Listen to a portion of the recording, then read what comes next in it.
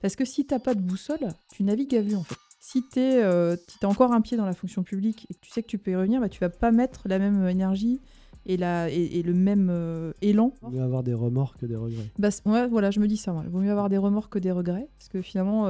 Il vaut mieux faire que ne pas faire. Et donc ce témoignage me revient et je me dis, bah, en fait, pour réussir, il faut pas pouvoir revenir, donc il faut que je quitte le statut. Alors là, bah, forcément, les gens te disent, mais t'es folle, qu'est-ce qui se passe, tu te rends compte la sécurité que t'as. Et c'est comment finalement chaque jour tu fais un pas qui t'emmène dans la direction dans laquelle tu vas aller, et tu répètes finalement cette action dans la durée en fait. C'est ce que les gens disent, mais 1 heure va le caser. Une Quand heure par jour, ouais, c'est énorme. Mais du coup, il n'y avait pas les codes. En fait, moi, quand je suis arrivée à Sciences Po, c'était un peu un monde très inconnu pour moi en fait. D'ailleurs, pendant plusieurs jours, je suis restée comme muette parce que j'avais pas du tout les codes en fait de cet environnement en fait.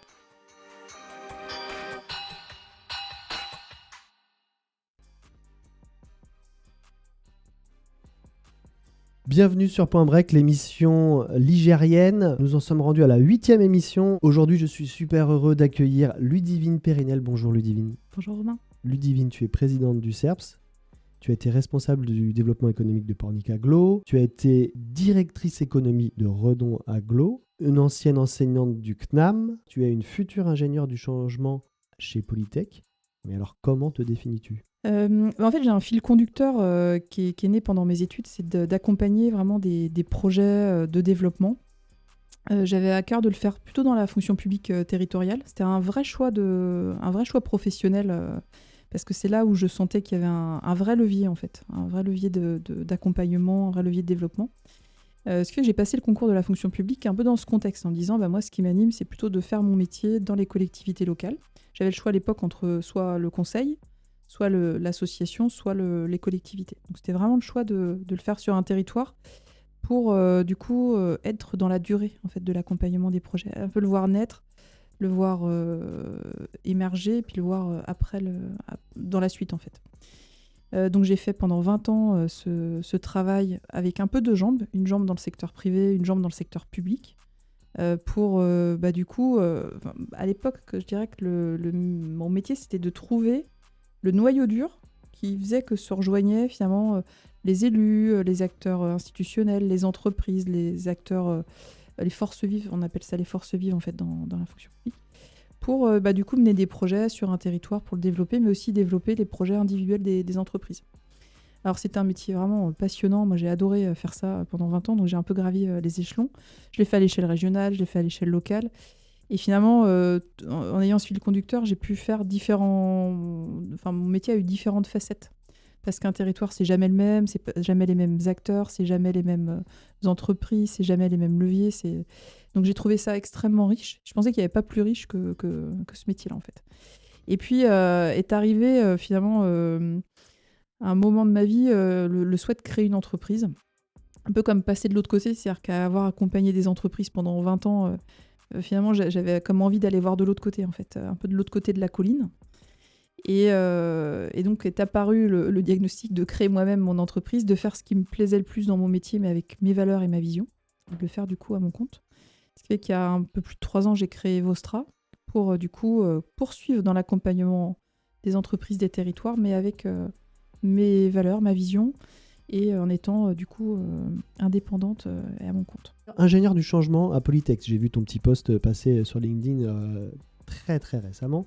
Qu'est-ce que ça veut dire ? En fait, dans les missions que j'ai là ces derniers temps, c'est vrai qu'il y a beaucoup de sujets autour de la conduite du changement. Ouais. Finalement, quand on doit passer d'un point A à un point B, quand on veut mettre en place une nouvelle stratégie, quand on veut mettre en place une nouvelle organisation, qu'on veut se diversifier, etc., bah, c'est du changement en fait. Et ça veut dire qu'il faut pouvoir l'accompagner pour réussir la transition, pour réussir le projet. Et qui dit changement dit aussi des êtres humains qui peuvent avoir des ressentis différents autour de ça. Donc je me sentais formée et outillée pour la conduite du changement, mais il n'y a pas une situation similaire. Et j'ai eu envie d'aller plus loin. Et j'ai vu cette formation à l'école polytechnique. Ouais. Je voulais une formation qui soit certifiante. Et je voulais avoir des vrais outils d'appréhension de situation et de stratégie d'accompagnement, en fait. Pour aller un peu plus loin. Et en fait, j'ai bien aimé la présentation à la réunion la journée de lancement. Et il a décrit, parce que l'école polytechnique, c'est d'abord une école d'ingénieurs, et de l'appliquer à la conduite du changement, un peu sur tout ce qui est sciences sociales, sociologie, etc. Je trouvais ça assez pertinent, donc je l'ai noté et je l'ai utilisé dans mon post LinkedIn. Parce que c'est une vraie bonne définition de, finalement, il y a une situation de départ, on fait un diagnostic, il y a une situation future projetée, et du coup, il faut avoir un processus pour l'accompagner. Et c'est peu appliqué, ou moins appliqué aux sciences sociales, alors que ça reste judicieux. Donc en gros, c'est ça pour te résumer, ingénieur du changement. Alors le changement, c'est ce que je dis souvent, mais je l'ai dit pas mal de fois déjà dans cette émission. Je ne pense pas que les gens changent fondamentalement, je pense qu'ils évoluent. Donc, mais le terme conduite du changement, c'est une évolution, c'est un virage, quoi. C'est un virage qu'on peut prendre. Et une amélioration aussi. Ouais. Ils le définissent, tu veux améliorer le mode de fonctionnement de ton entreprise, tu veux améliorer tes processus, tu veux ajouter des petites choses qui vont faire que ça va être plus bénéfique pour toi-même, pour tes salariés ou tes clients. Ça peut être du changement, donc c'est aussi de le voir comme de l'amélioration continue. Comment tu fais, toi, au quotidien, pour t'améliorer ? Moi, j'essaie d'être assez objective sur ce que je vis. Et d'ailleurs, je dis souvent, c'est marrant que tu dis ça, mais je dis souvent que j'ai ma propre démarche d'amélioration continue, parce que du coup, on est tous perfectibles et on a tous nos aléas ou nos... Voilà. Et parfois, quand je traverse une situation qui m'a un peu chatouillée, on va dire, j'essaie de me dire, tiens, mais qu'est-ce qui s'est passé là ou voilà, quand je termine une mission, par exemple, de me dire, alors, qu'est-ce qui a été positif dans ce que j'ai conduit là ? Qu'est-ce que je pourrais améliorer si demain j'avais une mission similaire ? Et ça me permet d'être assez objectif sur un peu mes points forts, mes marges de progression, et de me dire, tiens, voilà ce que je pourrais faire demain pour améliorer. Et c'est intéressant parce que ça permet d'être meilleur demain, en fait, soit en tant qu'être humain, soit en tant que professionnel. C'est intéressant ce que tu dis parce qu'on avait Cédric Brément qui était là la semaine dernière. Et je lui ai posé effectivement cette question de savoir comment il gérait ses émotions, la colère qui arrive, comment... Et lui, il n'a plus de colère, il me disait qu'il n'avait plus de colère. Lorsque la colère arrivait, il la voit passer et il analyse dans cette situation, qu'est-ce qui fait que je m'en suis retrouvé là ? Est-ce que c'est pas la colère de la personne en face finalement ? Qu'est-ce que je dois apprendre de moi dans cette situation ? Mais l'émotion colère, il l'a même pas vécue. C'était pas mal, c'était incroyable parce que la colère, c'est quand même dur de s'en passer parfois, même si c'est mieux de s'en passer bien sûr. Et j'ai vu également donc que tu avais été enseignante au CNAM et tu faisais quoi en tant qu'enseignante ? En fait, ça faisait longtemps que je voulais donner des cours à des étudiants. Alors je suis maman, donc je vois bien aussi le retour des enfants sur l'école et tout ça. Et j'avais envie de transmettre. Moi, j'avais un peu le cercle des poètes disparus en fichier en arrière-plan. En fait. Tout le monde. Voilà. Donc j'ai même dans mon vision board mis la petite photo du cercle des poètes disparus, tout ça. Voilà. Donc c'était ça qui m'animait de pouvoir transmettre. Et puis aussi d'être challengée. J'avais envie d'aller au contact de la nouvelle génération, de voir un petit peu. On parle souvent des générations X, Y, et un peu tout ça. Et moi, j'avais envie d'aller au contact, d'avoir leur regard aussi pour me permettre de me remettre en question, d'évoluer, tout ça. Et est apparue l'opportunité d'enseigner. Alors j'enseignais à des Master 1 et des Master 2, donc sur l'écoute client, la gestion de la relation client en fait. Et puis un autre module autour de la stratégie d'entreprise. Et c'était vraiment intéressant de pouvoir... Alors c'est des étudiants qui sont en alternance, mais d'avoir un peu leur feedback. Leur feedback aussi, ouais. On fait ça en complément du lancement de l'entreprise. Et là, c'est vrai qu'il a fallu que je fasse un choix, donc j'ai arrêté sur la rentrée 2024-25. Pour me consacrer à temps plein à l'entreprise. Mais c'était une bonne expérience pour moi et je vais retourner d'ailleurs pour les soutenances. Okay. Voilà, je voulais garder un petit pied mais sans avoir... parce que ça prend quand même du temps et de l'énergie. On parle temps, timing, planning, gestion du temps. Comment tu gères toi ton temps pro, perso? Tu te sens efficace, efficiente dans ce que tu fais? Moi, je suis passée par plusieurs étapes. C'est-à-dire, j'ai été plutôt très travaillomane, moi. C'est-à-dire que quand tu connais la processcom, j'ai eu une période de ma vie où j'étais très travaillomane. Et je pouvais être... je suis assez perfectionniste. J'aime bien faire du travail bien fini. Et très engagée. Ce qui fait que... Et j'ai une personnalité aussi où je vois plus... j'ai des projets qui arrivent, j'ai envie de les mener au bout. Et je vois pas forcément... tout le temps que ça va représenter en fait, ou je l'idéalise plutôt. Ce qui fait que je peux être vite rattrapée par toutes les idées que je peux avoir. Donc ça, c'était la première période de ma vie où je pouvais lancer des choses et puis j'étais rattrapée par la charge. Alors je l'ai mis à terme, mais c'était de manière hyper efficace. Et du coup, là, j'essaye de plus définir des priorités parce que mon enjeu, c'est aussi de concilier vie pro et vie perso. Parce que je veux pouvoir être à côté de ma famille, je veux pouvoir me ressourcer aussi. Et, euh, et surtout, je vois que pour l'entreprise, j'ai besoin d'une qualité d'écoute assez grande. Et je veux vraiment avoir cette qualité de relation avec les personnes que je rencontre et que j'accompagne. Du coup, pour être disponible, en fait, il faut pouvoir être ressourcé soi-même, être pas à courir après 15 000. Donc c'est un vrai enjeu pour moi, pour le coup, personnellement, de me freiner pour, du coup, mener à bien mes projets et tenir ce cap-là. Mais qui est affiché dans mon bureau, c'est pareil, j'ai affiché ça parce que ça reste un objectif. Alors ce qui est difficile dans mon métier, c'est que je peux répondre à des appels d'offres, des consultations, et je sais pas si je l'ai ou pas en fait. Et du coup, parfois, je peux plus, entre guillemets, transformer, c'est-à-dire avoir des retours positifs, que ce à quoi je m'attendais. Et derrière, il faut pouvoir assumer la mission. Donc j'essaie d'être vigilante justement sur... mais ça reste un équilibre à trouver. Après, pour le reste, je me sens assez efficace. Alors, il y a la phase de lancement de l'entreprise où il faut pouvoir créer ses supports, il faut pouvoir prendre ses marques. Puis moi, j'avais l'enjeu de passer de salarié à chef d'entreprise et à consultante. Donc je me disais, c'est pas la même posture. Donc j'ai pris le temps de devenir une consultante. C'était pas le même métier pour moi. De travailler mes supports, de travailler mon offre de service, etc. Là, je dirais que maintenant, j'entre plus dans une zone de confort, même si je veux toujours rester vigilante et me remettre en question sur la suite, d'où les formations que je peux continuer à suivre, pour rester toujours avec des outils que je peux perfectionner, etc. Beaucoup d'écoute client aussi pour voir un peu ce qu'il faut que j'ameilleure. Donc voilà, en fait, c'est un équilibre à trouver qui n'est pas évident, vers lequel je tends, mais qui n'est pas chaque jour, je dirais, complètement gagné, dans mon cas. Ton entreprise, elle est assez récente. Je l'ai immatriculée 3 janvier 2022, précisément. 3 janvier 2022, donc elle est jeune. Comment tu fais aujourd'hui pour communiquer ? Tu me parlais de LinkedIn tout à l'heure. C'est une voie de communication que tu utilises. Est-ce que tu utilises d'autres biais ? Comment tu fais ? LinkedIn, je raconte un peu ma vie d'entrepreneur, des choses qui sont inspirantes. Alors, moi, la vigilance, c'est que je ne peux pas trop parler des missions que je fais, parce que je suis soumise à la confidentialité, puis je fais attention à ça. Donc voilà, quand j'ai quelque chose qui m'inspire, tout ça, je le publie. C'est pas forcément ce qui me rapporte des clients LinkedIn. J'ai un site internet qui est plutôt vitrine, parce qu'en fait, ce que j'ai noté, moi, quand j'ai créé l'entreprise, c'est que les gens, c'est beaucoup une relation de personne à personne. Les gens entendent parler de moi, ils veulent vérifier un peu si je suis crédible, qui je suis, etc. Donc LinkedIn, ça me sert à ça. Tout comme le site internet qui permet plutôt de se dire, oui, elle existe vraiment, son entreprise existe vraiment, d'aller un peu plus loin sur ma proposition.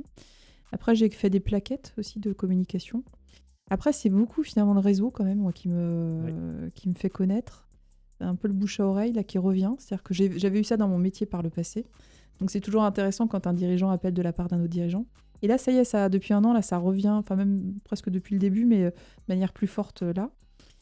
Et puis après, je me suis fait accréditer sur des dispositifs, ce qui fait que je suis sur des appels d'offres restreints qui me permettent aussi d'avoir des missions dans ce cadre-là. Ok.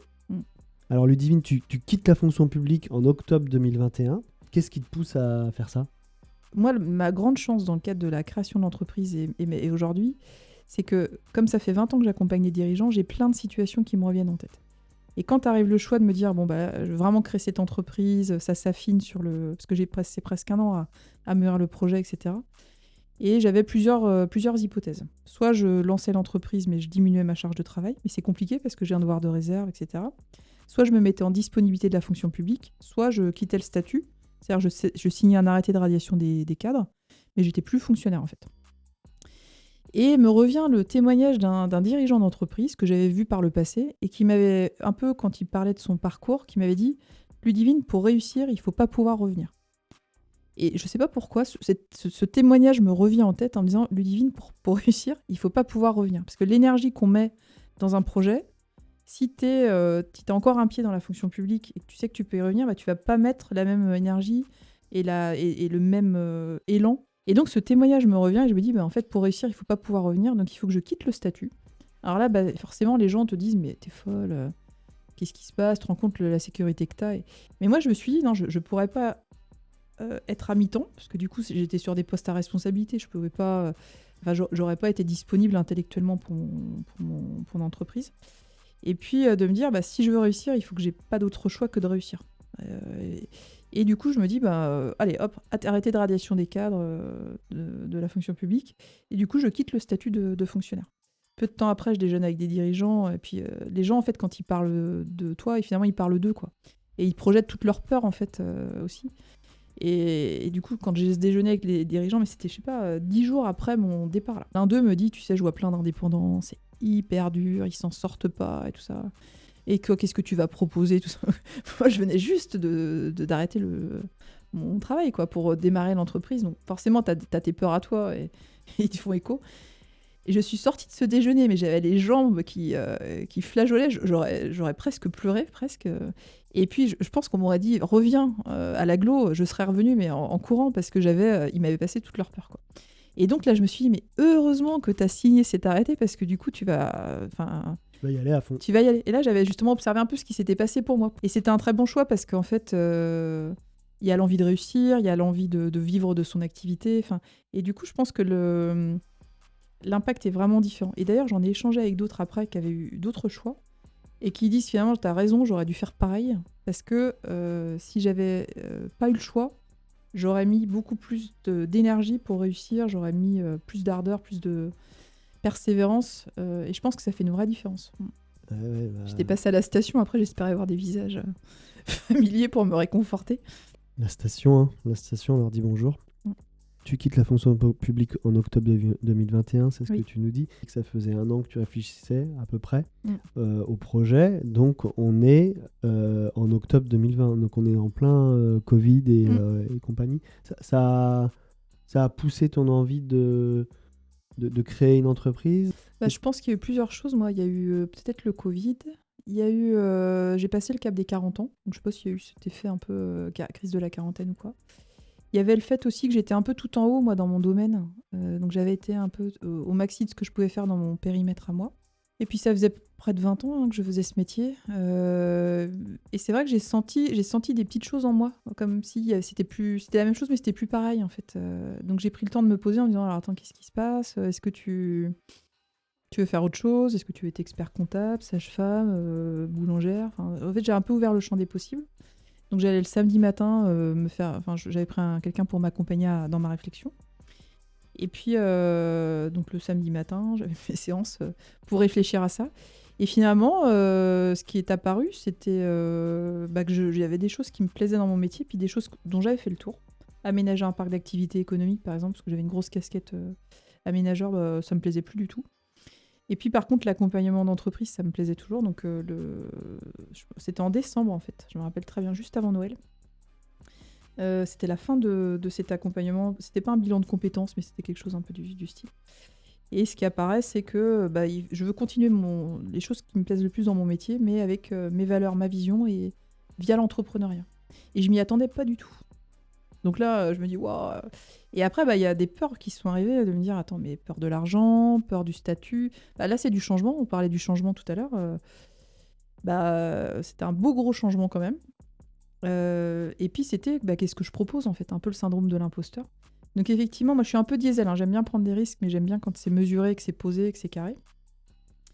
Donc je me suis dit, comment faire pour gérer ça? Donc là, j'ai pris 2 accompagnements de nouveau. Une personne qui m'a aidé à mûrir mon offre de service. Et du coup, j'ai vu passer un truc que je connaissais pas du tout, qui s'appelle la PNL, la programmation neurolinguistique. C'est bien, je comptais en parler juste après, donc c'est parfait. Tu veux que je continue ou... Ah, très bien. Ouais. Avec un gars qui s'appelle Paul Pironnet, que je salue au passage, qui est un des meilleurs enseignants de... Paul. Un des meilleurs enseignants de PNL en France. Et le fait d'avoir... Alors ça, c'était le soir et le week-end, parce que du coup, c'était avec des vidéos. Le Covid a beaucoup enrichi l'offre de formation. Et Paul, du coup, proposait un accompagnement plutôt digital, une offre de formation digitale. Donc je me suis retrouvée embarquée dans un programme qui m'a emmenée, qui s'appelle Au-delà de vous-même, et qui porte bien son nom. Et ça a été extrêmement puissant pour moi, parce que c'est là où on a travaillé nos valeurs. Et les valeurs, ça a été... En fait, la PNL, c'est très émotionnel. Et donc moi qui suis très mentale, de pouvoir descendre aussi sur le niveau émotionnel, c'était super fort. Et ça m'a permis de me projeter sur qu'est-ce que je voulais faire par rapport à... En fait, Paul, il a une analyse que je trouve très juste, c'est de dire finalement, il y a les valeurs et c'est l'identité. Et c'est la colonne vertébrale d'un individu. Il y a vers où on veut aller, c'est le cap, la vision. Et après, c'est du coup, on s'organise pour y arriver. C'est quoi l'organisation alors, ça peut être les process, ça peut être l'organigramme, ça peut être l'entrepreneuriat, etc. Et puis, comment on communique de soi vers soi pour voir que c'est OK ou quoi. De soi vers les autres, de soi vers les clients. Et puis, c'est une évolution qui est permanente. Et donc, ça m'a permis, moi, d'aligner tout ça, en fait, quelque part. Et de me dire, bah oui, en fait, mes valeurs, c'est ça, moi qui suis, c'est ça, et puis du coup, vers où je veux aller, en fait. C'est beaucoup de la préparation mentale, c'est un peu issu de la PNL aussi. Donc, c'est de se mettre dans les meilleures dispositions pour réussir, etc. Et du coup, je pense que sans cet accompagnement, sans cette formation PNL, ça m'aurait pas forcément donné la même chose. Et puis en même temps, j'avais une personne qui m'accompagnait pour finaliser travailler mon offre de service. Juste pour préciser, la PNL, c'est la programmation neurolinguistique. Oui. Tu nous expliques ce que c'est, puisqu'en fait,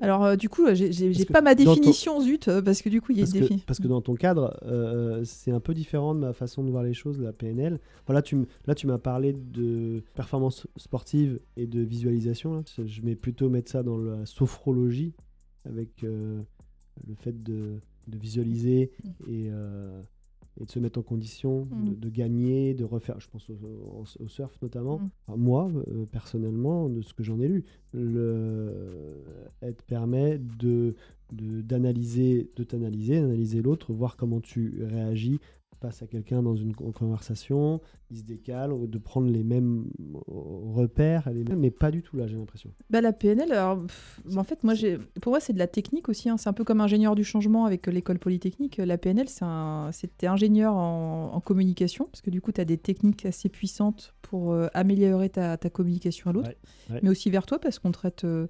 par exemple, moi, j'ai découvert que la colère, tu parlais de la colère tout à l'heure là, pour Cédric Brément, la colère, c'est le cadre qui n'est pas respecté. Tu vois, il te donne un peu des clés comme ça pour comprendre les émotions.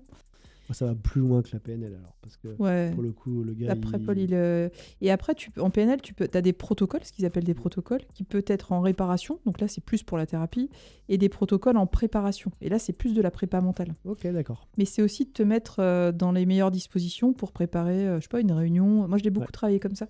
Une réunion, une conférence, une interview. Enfin, j'ai trouvé ça vraiment riche sur plein de sujets. Mais des gens peuvent l'utiliser de différentes manières. Ok. Tu te faisais accompagner par une autre personne également ?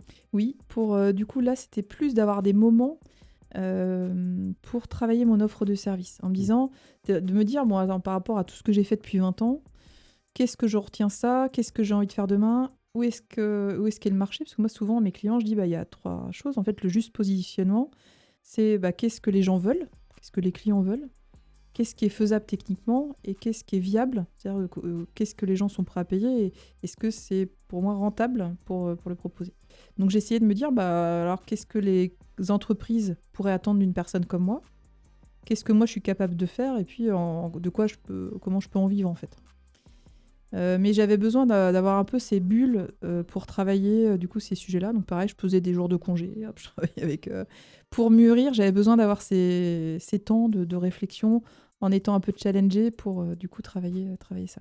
Donc je les ai appelés un peu comme mes 2 garde-fous, en me disant finalement, quand juste avant Noël tombe le verdict, là, je vais poursuivre mais en étant, j'irai à mon compte, je me suis dit à ma grande... si tu ne fais rien, tu ne vas pas bouger, en fait. Parce que c'est pas évident de... Ouais. Donc je me suis dit, il me faut des garde-fous pour, du coup, venir comme mailler mon chemin. Et donc, c'était de travailler mon offre de service et puis travailler mes peurs et de me dire aussi, finalement, ce qui me fera réussir, c'est ma posture et mon état d'esprit. Et c'est ça qui va faire une différence parce que les outils, j'en ai plein.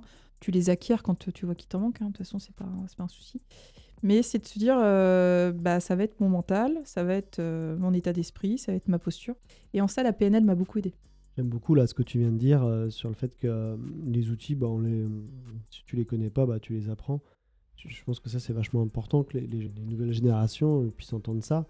On en a parlé déjà la semaine dernière avec Cédric, mais c'est vrai que demain, moi, j'ai besoin on va parler de bricolage, par exemple. Tu sais pas bricoler, tu sais pas comment faire pour monter un appentis, tu sais pas. Tu vas regarder sur Internet, tu cliques, et puis t'apprends, et puis tu essaies, Mm. Et puis le premier poteau, il est mis, c'est moyen, ça t'a pas posé Mm. exactement tes pannes dessus. D'ailleurs, c'est même pas le terme, c'est pas des pannes, mais on s'en fout. Mm. Elles sont pas bien posées dessus. Puis après, c'est bon, tu Mm. coupes nickel. Les 3 autres, elles sont nickel. Et puis t'as appris. Mm. Je pense que tout s'apprend et Mm. il faut expérimenter, faire. J'arrête pas de dire à ma fille, il vaut mieux faire que dire, faire que regarder. Mm. Voilà. Oui, c'est le passage à l'action. C'est comment finalement chaque jour tu fais un pas qui t'emmène dans ta direction, dans la direction dans laquelle tu vas aller. Mhm. Et tu répètes finalement cette action dans la durée en fait. Et souvent, je me dis, des fois, comme ça, tu as des croisements de vie. Oui. Et en fait, la décision que tu vas prendre là, c'est pas là où ta vie va se métamorphoser. Oui. Par exemple, moi, quand arrive fin décembre cette idée de créer l'entreprise, je la crée pas tout de suite, l'entreprise. Par contre, je mène des actions qui me conduisent vers la création de l'entreprise et le fait de la réussir. Et du coup, je me dis, des fois, tu as des décisions que tu prends et ça t'emmène dans des directions qui peuvent être totalement différentes.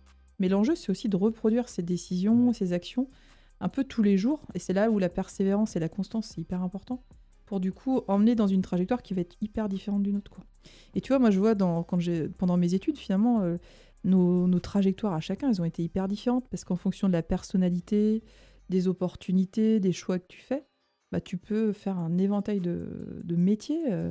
C'est énorme en fait. C'est important de le dire que tu Ah ouais, peux c'est faire clair. Mm. plein de métiers différents. Mm.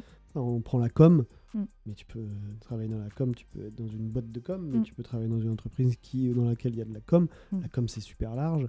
Tu fais de l'audiovisuel, tu fais de la photo, tu fais Mm. du print. Puis il y a plein de métiers qui n'existent pas aussi encore, C'est ça. qu'il faut se créer, tout ça.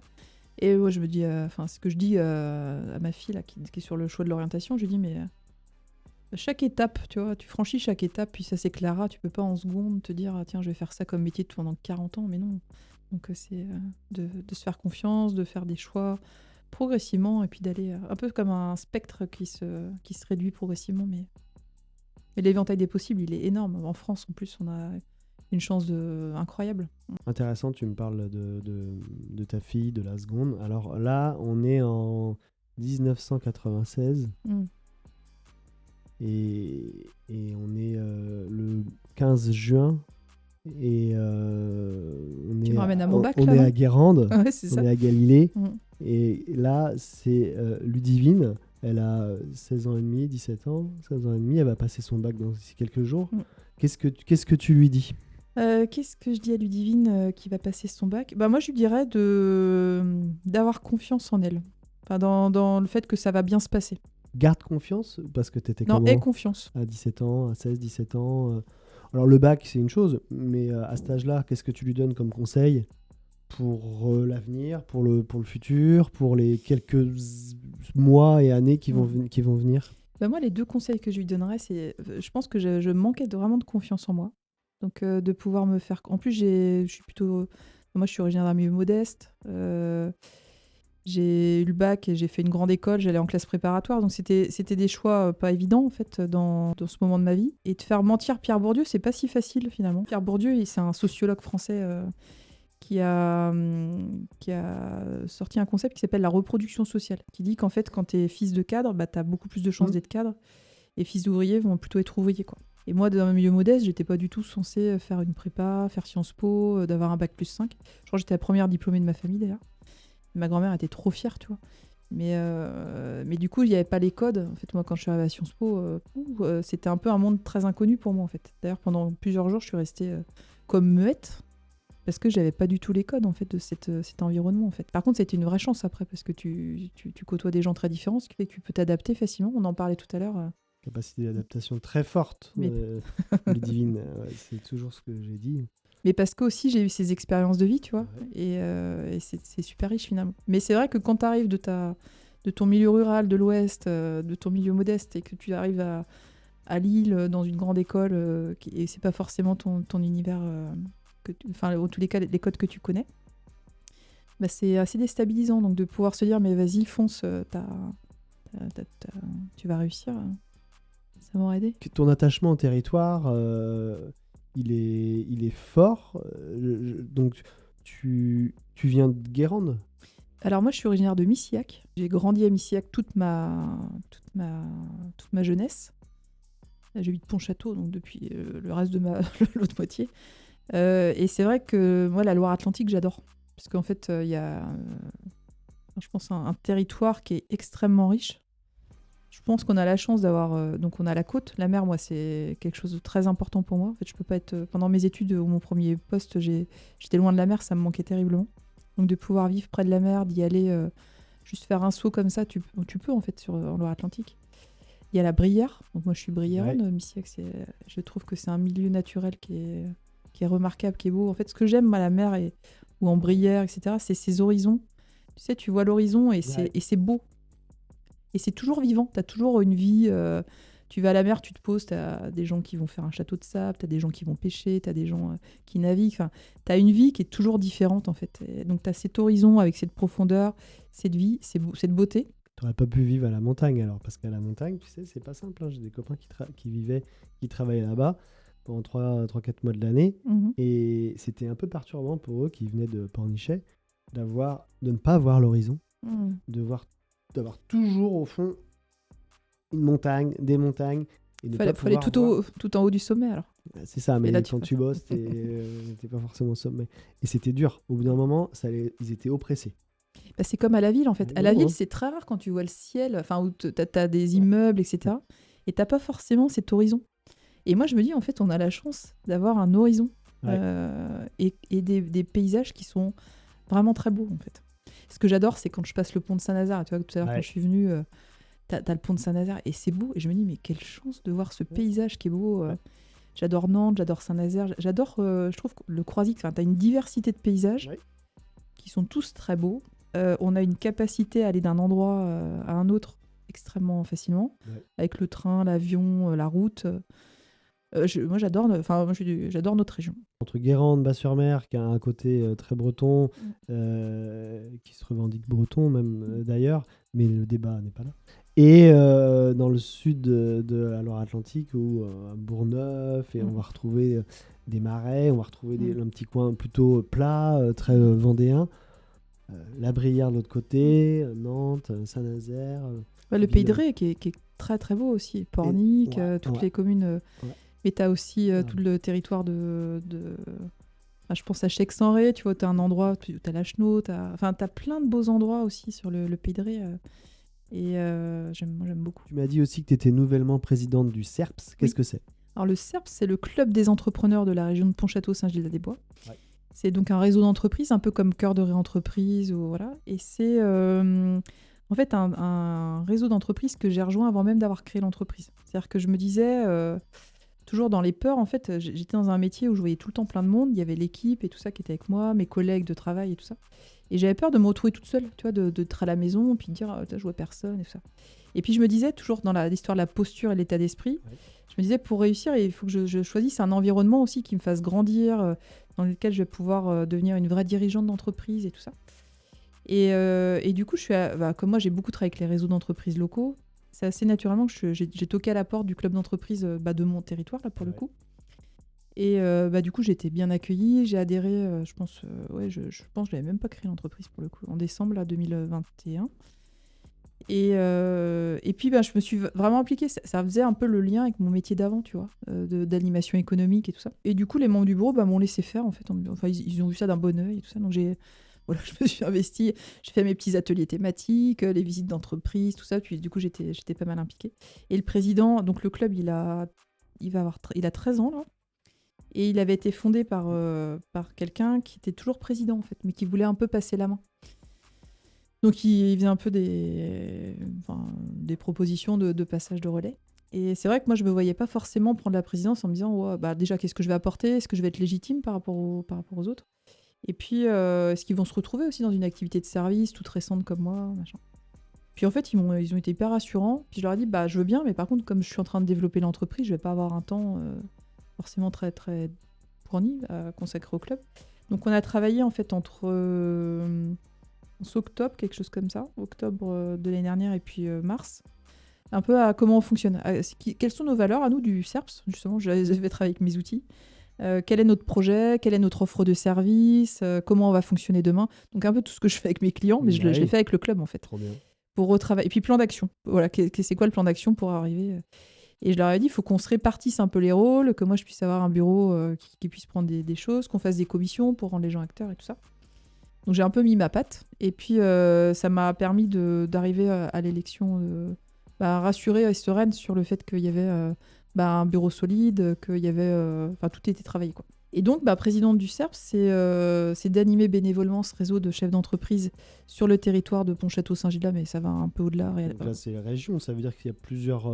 C'est à l'échelle de la Comcom, tu vois. c'est ça. Mais en fait, on a aussi des adhérents qui peuvent être sur les communes limitrophes. Il y a quoi? Il y a 7... Il y a 9 communes dans la Comcom. 9 communes. Et après, on a des adhérents qui viennent des communes comme Béné, Cambon, etc. 80, tout secteur d'activité confondu, toute taille aussi, parce qu'il peut y avoir des indépendants, il peut y avoir des grosses entreprises. Et donc, on propose un peu... Alors, ce qui est important à cette échelle, parce qu'il y a plein de réseaux d'entreprises, donc c'est de se dire, on va pas se... voilà, on est modeste par rapport à ce qu'on peut proposer, mais nous, c'est d'avoir ce réseau plus local, des temps de convivialité pour se connaître entre nous. Pour ça, du coup, on a des déjeuners, une fois par trimestre, des after-work, on a des ateliers un matin par mois à peu près. On a une thématique un peu différente. Des visites d'entreprise. On mène des projets aussi sur le développement du territoire. Donc voilà, c'est un peu classique, mais ça permet de se voir entre nous, de mener des actions communes. Et c'est chouette. Moi aussi, j'ai fait beaucoup de réseaux. J'ai fait notamment le BNI tout au début, que je critique pas parce que ça fonctionnait très très bien. C'était chouette. 2012, j'ai assez vite pris des responsabilités dans le groupe. Donc, tous les jeudis matins, là, je prenais la parole pendant 5 minutes pour parler d'un sujet, d'un autre, essayer de les éclairer du côté com. Pour le coup, je parlais de com. Mais c'était très sympa. Ça te permet quand même de parfaire ton discours, d'être clair, de prendre la parole devant les autres, d'être habitué à ça.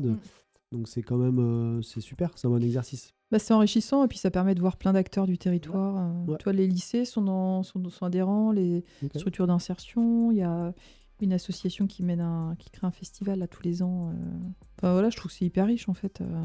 Je retrouve des choses de mon métier précédent. C'est qui? C'est Ponzik. J'étais super honorée, moi, qui me dit mais si, Ludivine, on aimerait bien que ce soit toi.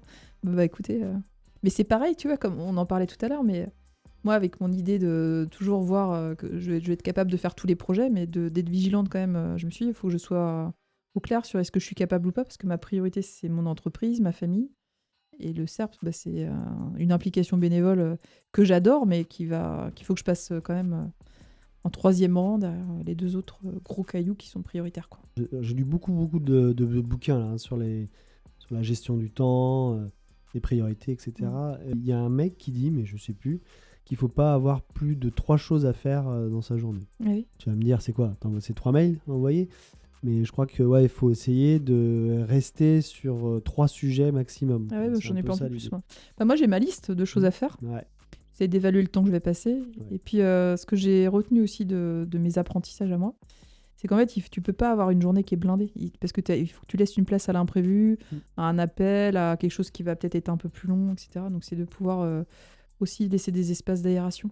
J'avais Paul Choisy, il était là il y a 2 semaines, et on s'est montré nos plannings sur le téléphone avec des couleurs et tout. Il n'y a pas trop de place pour l'impro et c'est pas bon, quoi. Là, tu vois, aujourd'hui, j'ai fait un soin ce matin. Cet après-midi, je suis avec toi. Et voilà, j'ai un ou 2 mails à envoyer. J'ai fait 2 coups de fil. Mais c'est tout, en fait. Là, je suis en train d'essayer de diminuer un peu le nombre de choses à faire dans la journée. Parce que, de toute façon, sinon, je suis obligé de les reporter. À chaque fois, je suis obligé de les reporter au lendemain. Donc, il faut arrêter de reporter. Il faut juste faire bien les choses qui sont dans le temps. Je crois que c'est un sujet qui est fortement d'actualité pour pas mal de gens, en fait. Oh oui. On n'est pas les seuls, je crois, Romain. Je tiens également aussi à remercier le hangar qui nous accueille et qui nous soutient depuis le début. Merci beaucoup, Mélanie. Merci, Pierre. Dans tes différentes méthodes d'accompagnement, j'ai lu sur ton site que tu proposais de la conduite de projet, diagnostic analyse stratégique, la PNL, on en a parlé. Il y a le design thinking. Tu peux nous faire un petit laïus sur le design thinking parce que c'est un mot en anglais et on ne sait pas forcément ce que c'est.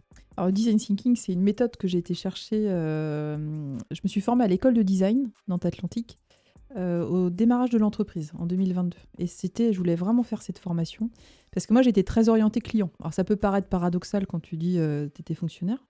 Bah ouais, mais n'empêche que moi, j'estimais que les élus, les entreprises et tout ça, c'était un peu comme des clients qu'il fallait que je sois à l'écoute de leurs besoins pour innover dans les propositions d'offres de services qu'on pouvait faire. Et donc, je voulais aller un peu plus loin sur ça, de me dire comment, quand on lance un nouveau projet, un nouveau produit, un nouveau service, une nouvelle organisation, c'est quoi la méthode, le processus ? En fait, moi, je suis assez claire sur le fait que, en fait, quand tu as un cadre et un processus, du coup, tout est ouvert après. C'est-à-dire que tu peux tout accueillir, tout traiter, parce que tu as des méthodes, un peu comme l'ingénieur du changement, tu as des méthodes assez rigoureuses qui te permettent d'aboutir à un résultat. Et design thinking, c'est ça, c'est un processus qui est en double diamant. Je pourrais te donner un petit schéma si tu veux le mettre. On mettra des images. Ouais, Là. on pourra le mettre.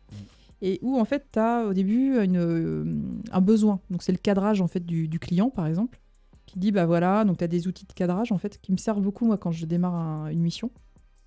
Parce qu'en fait, c'est important d'avoir le périmètre de l'accompagnement.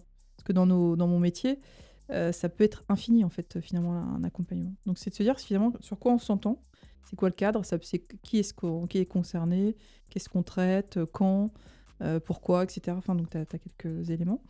Et donc, à partir de ce cadrage, tu ouvres un premier niveau qui est un peu une phase exploratoire. Donc là, tu peux faire de l'observation terrain, tu peux faire des entretiens qualitatifs, tu peux faire un certain nombre de choses qui te permettent de mieux expertiser ton sujet. Par exemple, tu dis, tiens, je voudrais améliorer l'offre de transport sur Nantes ou sur le Pays de Ré. Alors, tu observes un peu comment ça se passe aujourd'hui, c'est quoi les moyens de se déplacer des gens. Tu peux faire des entretiens qualifiés avec des gens, des jeunes, enfin, tu choisis un peu les personnes que tu vas cibler. Par exemple, les jeunes, comment ils se déplacent dans le Pays de Ré. Donc, tu auditionnes quelques jeunes, en fait, avec un entretien, etc. Et du coup, tu synthétises tout ça pour aboutir à, finalement, une problématique que tu resserres.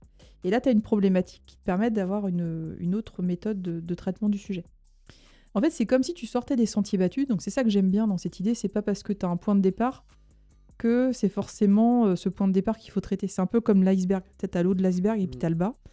Et finalement, moi, dans mes missions, souvent, tu as l'eau de l'iceberg. Puis quand tu vas creuser un peu, tu t'aperçois que le diagnostic, il est plus large ou plus complexe. Et qu'en fait, l'enjeu, dans des missions comme celle que je peux gérer, c'est qu'il faut avoir le bon levier pour, du coup, avoir le bon effet, le bon impact. Parce que moi, ce qui m'anime, tout à l'heure, quand tu me disais comment tu te définis, j'aurais pu dire, moi, ce qui m'anime, c'est d'avoir de l'impact et de l'utilité. Quand tu as choisi, tu viens développer une idée et tu peux la prototyper. Alors, quand tu dis prototyper, ça peut être, tu vois, motion design, tout ça, mais tu peux le faire aussi de manière plus simple.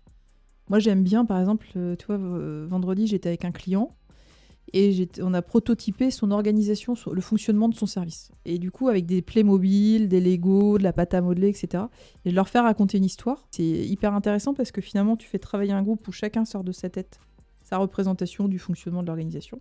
Donc ça permet que chacun croise un peu son idée et aboutisse à quelque chose dans la matière, en fait. Et donc ça, c'est en 2 heures de temps, tu fais un truc vraiment intéressant. Et du coup, tu vois si ça marche ou pas. Puis le design thinking, que j'aime bien, c'est que c'est itératif. C'est-à-dire que tu arrives à un délivrable et après, tu peux l'ajuster. Parce que du coup, c'est expérientiel, tu le testes au réel. Et du coup, si c'est pas complètement ça, tu peaufines pour arriver sur une deuxième version qui va être meilleure, en fait. Donc ça, je trouve ça intéressant. C'est une démarche d'innovation qui est différente de celle du V là, que tu avais souvent dans l'industrie. C'est Un peu en mode start-up, quoi. Ouais, un peu en mode start-up. Ouais. Tu essaies, tu testes, Ouais. tu repars en arrière, tu T'ajustes. avances de 2, tu recules de 1. Puis surtout, c'est concret parce que tu pars du concret, en fait. C'est-à-dire que tu phosphores pas dans ton bureau sur tiens, il y a cette idée-là. Non, moi, ce que j'aime bien, c'est que tu vas voir un peu les besoins des gens qui vont avoir besoin de ce service ou de ce produit. Tu observes, tu questionnes, tu proposes quelque chose et tu vois si les gens te disent oui, c'est ça ou si c'est pas ça pour du coup sortir une version plus aboutie de. Tu fais, tu testes, ça marche pas, tu avances. Enfin, c'est vraiment. Mais t'écoutes avant aussi et t'observes. Ouais. Dans ton parcours, est-ce qu'il y a des personnes qui t'ont inspiré ? Est-ce qu'il y a des bouquins qui t'ont que tu as envie de partager, des choses qui t'ont fait un peu vriller que tu as vu sur un documentaire ou que tu as écouté en podcast ou que tu voudrais nous Il partager ? n'y a pas eu comme ça un truc, tu vois, déclic. Non. Moi, ça a été plutôt. Moi, j'ai besoin de laisser infuser et mûrir en fait les choses. Donc, c'est plutôt des éléments qui vont se regrouper et tout ça. Et c'est pas forcément des personnes inspirantes pour ma vie professionnelle à moi. C'est plutôt moi en tant qu'être humain, tu vois, qui. Bien sûr. Plutôt des gens, tu vois, moi, quand j'étais à l'école polytechnique et qu'on devait réfléchir à quelqu'un d'inspirant, trouvait ses qualités et en quoi c'était un change manager. Bah, c'était la personne qui m'est venue, c'est Coluche, tu vois, à ce moment-là. Et pourquoi Coluche? Bah, Coluche me dit, il voit qu'il y a un problème de faim en France. Il se bouge, il passe à l'action. Donc déjà, moi, passer à l'action, c'est bien. Donc tu as la partie écoute, observation, une cause qui le dépasse en fait, parce que Coluche, il mange à sa faim, c'est plutôt pour les autres. Et il passe à l'action, il fédère plein de gens autour de lui, il sait s'entourer, parce il reste humble. En même temps, il se dit, bah là, je pense que j'ai des lacunes. Donc il s'entoure. Et en fait, je me dis, c'est incroyable cette aventure, parce que les Restos du Cœur, ça reste très à l'image de Coluche. Il est décédé, ça fait quand même 30 ans, quelque chose comme ça. Ouais. Et et sa cause est restée, en fait. Et moi, je me dis, des gens qui arrivent à avoir un impact de manière désintéressée pour des gens qui ont un besoin, moi, je trouve ça juste énorme, en fait. Et tu vois, c'est ce genre de personnage. Simone Veil, par exemple, aussi, c'est pareil. Des gens qui vont aller, qui sont courageux et tout ça. Ou Nelson Mandela, qui reste dans sa prison. Donc, tu vois, moi, c'est plutôt des gens, je me dis, waouh, je suis bluffée de la manière dont ils défendent une cause, au-delà presque d'eux-mêmes, parce que c'est un dépassement, en fait. Et en réussissant à fédérer derrière eux et à passer dans le concret, je trouve ça incroyable, quoi. Puis il était drôle en plus. Bon. Tiens, autre personne inspirante pour moi, c'est ma fille. Ouais. Ma fille, elle est ultra inspirante pour moi. Ok. Elle me bluffe dans son savoir-être, sa posture, elle est incroyable. Elle a une intelligence relationnelle. Et des fois, je me dis, tiens, comment Élise, elle aurait réagi à ça? Et je la trouve. Tu dis ça parce qu'elle va te regarder, là, c'est ça, c'est pour ça. Non, mais tu sais, quand tu me dis ça. Mais souvent, je me dis, tiens, attends. Ah, mais on a beaucoup à apprendre hein, de nos enfants. Ah ouais, je trouve que c'est un super et reflet. et des jeunes. Alors, quand elle était petite, je la voyais jouer avec ses poupées, tu sais, donc ça reflète des choses et c'est intéressant, c'est instructif. Mais aussi maintenant, je trouve qu'à chaque étape, là, c'était pour moi un gros enrichissement et une grosse inspiration d'être maman aussi. Alors, tiens, les enfants, donc toi, réseaux sociaux, pas trop, LinkedIn, mais sinon, tu vas pas trop sur les réseaux sociaux, tu te fais pas happer par les réseaux sociaux, Non, t'es pas j'essaie trop en d'être vigilante boulimie. aussi, parce que c'est vrai que on est vite addict, je trouve, d'un. Ah, c'est sûr. Et c'est vrai que je me suis dit, attends, alors là, parce que je peux avoir Facebook aussi à titre perso, tu sais, plus Ouais. localement. Et en fait, j'ai un peu comme mis des garde-fous. Puis c'est vrai que le fait d'être dans l'adolescence là avec ma fille, Ouais. la ça question que je t'en des parle. réseaux sociaux, et je me dis, si moi je suis pas exemplaire, bah tiens, dans le côté inspirant, à un moment, elle m'a dit, maman, t'es tout le temps sur ton téléphone. Bah non, et ben non, en fait, c'est pas ce que je veux en fait refléter. Et puis c'est pas, je me dis, si moi je suis comme ça, bah elle pourrait, tu vois, devenir aussi addict en fait. Bien sûr. Donc j'ai mis, je fais plus attention et je le pose parce que justement, je veux plus profiter du moment. Si je suis en famille, voilà, on est à table et tout, bah, le téléphone, il est pas là, quoi. Donc je pense que j'ai évolué là-dessus aussi. Ouais, l'idéal, c'est la petite boîte, hein. Petite boîte en bois à l'entrée de la maison, puis hop, chacun met son téléphone portable dedans, c'est réglé, Ça comme peut ça, être il une n'y a plus idée. de... Mais bon, ouais, non, c'est pas évident, hein. Aujourd'hui, on est beaucoup à travailler devant un ordinateur. Mm. Comment tu fais pour Bah, moi, garder ouais. la forme, la santé comment tu gères ça, toi? Avec la création de l'entreprise, en fait, j'ai retrouvé un peu de liberté de mouvement par rapport à avant. Et en fait, ce que j'ai mis en place un peu comme routine, c'est une petite marche. Tu vois, enfin une petite marche quand je peux, j'essaie de marcher au moins un quart d'heure, 20 minutes. Mhm. Ou si je peux, je marche plus longtemps, tu vois. Mais j'essaye justement d'aller marcher le matin ou le midi pour éviter justement trop de sédentarité. Parce que j'ai vu alors j'arrive pas aux 8000 ou 10 000 pas, qui serait le. Mm. Parce que ça avait beaucoup de temps quand même, et je me dis à un moment, il faut pas se mettre non plus une pression que j'arriverai pas à atteindre. Mais je me dis déjà, si je fais 20 minutes, une demi-heure le matin, si je peux faire la même chose le midi, c'est pas forcément le cas tous les jours, bah tant mieux, ce qui est gagné, c'est gagné. Si je peux pas parce que je suis en déplacement, bah écoute, tant pis, c'est pas pour une fois. Et puis le week-end, je marche un peu plus. Mais c'est ça, moi, et je trouve que c'est bien parce que je vais en plus en pleine nature.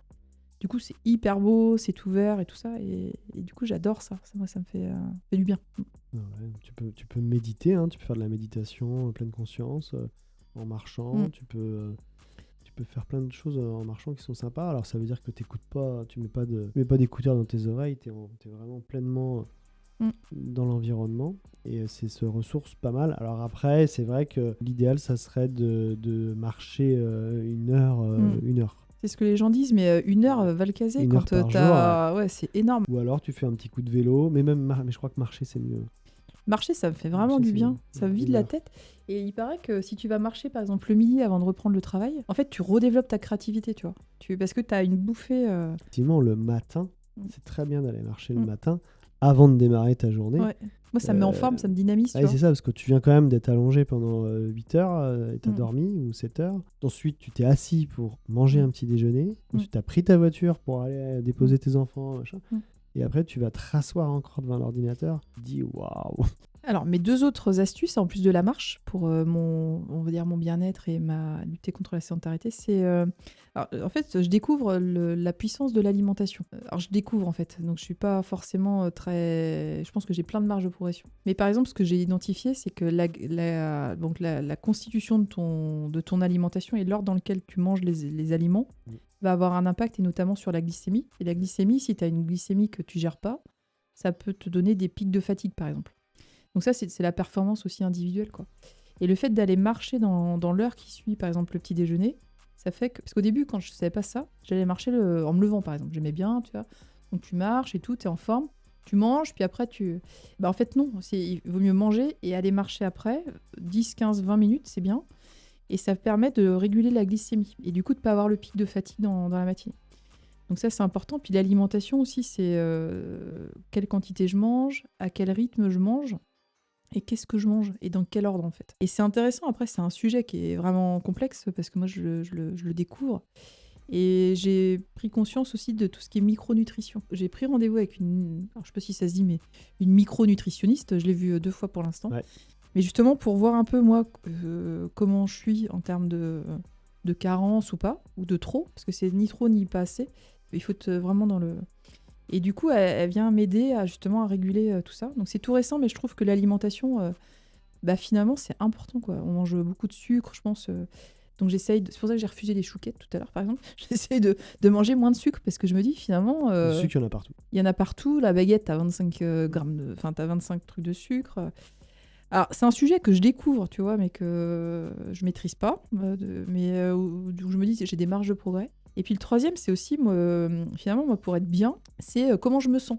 Et tu vois, le check que je fais, c'est parce qu'en fait, je me sentais, quand j'ai créé l'entreprise, je me sentais tout en haut de la pyramide de Maslow. Donc c'était vraiment la logique d'épanouissement et tout ça. Et dans le cadre de la création d'entreprise, je me disais, ce que je veux, c'est vraiment conforter ça. Et donc le soir, j'aimais bien faire comme un petit scan, de me dire, tiens, qu'est-ce que j'ai bien aimé, qu'est-ce que j'ai pas aimé, est-ce que je me sens en forme ou fatiguée, tu vois. Ouais. Et de choisir un peu finalement comment j'allais développer l'entreprise aussi en fonction des sujets qui me plaisaient le plus, de type de clients qui me plaît le plus, du type d'environnement qui me plaît le plus et tout ça. Et je me suis fait comme un peu ça pour guider un peu ça, parce que je me dis, quand tu es épanoui dans ton job, que tu fais ce qui te plaît et tout ça, du coup, tu es hyper dynamique, en fait, tu vois. Tu as également le manger vivant. Donc le manger vivant, c'est que tu essaies de manger des aliments le plus cru possible, et vraiment sorti de la terre. L'idéal, c'est la carotte que tu sors de la terre, Ouais, c'est ça. et que tu manges directement des noix, tout ce qui est au plus près du vivant, et qui n'a pas été cuit Sur un cycle court. sur un cycle court. Après, c'est pareil, il faut pouvoir le faire, tu vois, ce que je te disais, là, le potager, ça veut dire faire son potager, tout ça. Et je me dis, j'essaye de faire de mon mieux, T'achètes le produit. Si tu peux pas le faire pousser, tu de achètes cuisiner le produit soi-même, de manger rapidement les aliments que local. t'as En achetés. fait, on mange plus de crudité. Tu sais, avant, on mangeait une entrée, c'était des betteraves, des carottes râpées, des radis, des tomates, machin. Mais on mange plus ça. À part l'été, on fait des salades et tout comme ça. Mais on mange plus de crudité. Mais c'est hyper bon. Faut manger c'est hyper bon, les crudités, Faut en manger fait. les crudités. Mais en fait, on sait pas. Moi, je découvre plein de trucs, tu vois. Le manger vivant, en termes énergétiques, pour le coup, je mets ma casquette de guérisseur, magnétiseur, mais le légume qui va sortir de la terre, il est bourré d'énergie, et là tu manges de l'énergie, donc tu vas pleinement, tu seras en forme. Fruits et légumes, faut y aller à fond, quoi. Les relations vie-mort, tout ça, qu'est-ce que tu en penses, quoi? Tu penses que demain tu vas te réincarner dans une nouvelle peau? Eh bien, ça, je sais pas. En fait, moi, je suis assez à me dire tout est possible. Ouais. Et en fait, on verra plus tard. En fait, on n'en sait rien si ça existe ou si ça n'existe pas. Ouais. Donc je me dis, je suis un peu comme déiste, hein, comme en religion, c'est-à-dire tu sais pas si ça existe ou si ça n'existe pas. J'y réfléchis pas trop aujourd'hui, parce que je me dis, il y a déjà suffisamment à faire dans la vie, et puis vivons-la plutôt pleinement, parce qu'on sait pas quand est-ce qu'elle va s'arrêter, cette vie, et ça peut arriver brutalement comme ça peut arriver. Et de me dire, finalement, ça peut s'arrêter d'un coup, d'où la création de l'entreprise, en me disant, je veux pas me dire que je... Il vaut mieux avoir des remords que des regrets. Bah, ouais, voilà, je me dis ça, moi. Il vaut mieux avoir des remords que des regrets, parce que finalement... Il vaut mieux faire que ne pas faire. Bah, puis t'as pas de boule de cristal, donc finalement tu sais pas forcément ce que ça va donner dans le futur. Et quand j'ai créé l'entreprise, justement, je me suis dit, bah, ce que je veux, c'est vivre l'expérience. Après, on verra si ça marche ou si ça marche pas. Et si je tente pas, de toute façon, je ne saurais pas. Donc je vais faire de mon mieux, et puis on verra bien ce que ça donne. Tu m'as parlé tout à l'heure de Vision Board. Ouais. Pour ceux qui savent pas ce que c'est, tu peux nous le définir? Bah alors moi, c'est du coup de me dire c'est quoi un peu mes objectifs sur... alors ça peut être le mois, l'année. Alors c'est souvent l'année parce que je prends le temps peut-être une fois par an. En fait, j'aime bien faire le bilan de mon année vers le mois de décembre, tu vois. Ouais. Des fois, j'aime bien le faire aussi en milieu d'année, vers l'été. Super, c'est super ce que tu dis, parce que l'émission de la semaine dernière, on a parlé de bilan, et j'expliquais justement que moi je faisais le bilan 2 fois par an, l'été et en fin d'année en décembre. Moi, je suis un peu comme toi, parce que je trouve que c'est des périodes propices, c'est-à-dire au moment des fêtes, finalement, la vie économique s'arrête un peu quand même. Et l'été, c'est pareil, c'est des moments qui sont un peu privilégiés pour ça. Et je trouve que c'est important de se dire, alors attends, qu'est-ce que j'ai atteint cette année? Qu'est-ce que j'ai fait qui m'a plu? Qu'est-ce que j'ai aimé faire? Où j'en suis, tu vois, de mes objectifs? Et puis de projeter les objectifs suivants. Parce que si tu n'as pas de boussole, tu navigues à vue, en fait. Et moi, je trouve que c'est important. Alors, c'est un peu avec la PNL aussi, tu vois, tout ça, mais de me dire à un moment, puis avec mon côté un peu perfectionniste, tu sais, où j'ai toujours... de me dire, finalement, je vais être contente de quoi si je vis quoi ou si j'atteins quoi cette année. Tu vois, quel chiffre d'affaires, quel type de mission, qu'est-ce que je veux vraiment en termes de priorité. Nombre de kilomètres à marcher à pied ouais, ça par peut être jour. ça. Ouais, ça peut être combien de pas je vais faire, tu vois. Par exemple, je vais aller marcher au moins 4 jours par semaine, tu vois, au moins une demi-heure. Enfin.